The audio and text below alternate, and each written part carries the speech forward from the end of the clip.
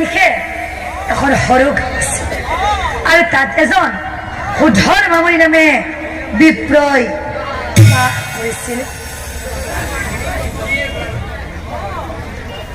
বিপ্ৰৰ বয়স প্ৰায় তেতিয়া 85ৰ ওপৰত। বিপ্ৰৰ এগৰাকী বৰ মৰম লগা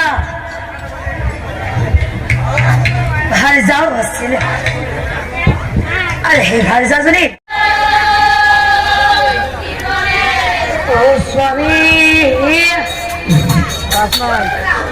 মোর আসামি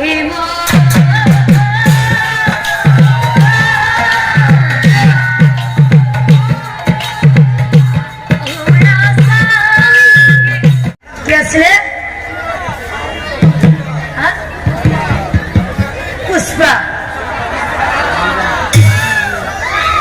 হয় জানো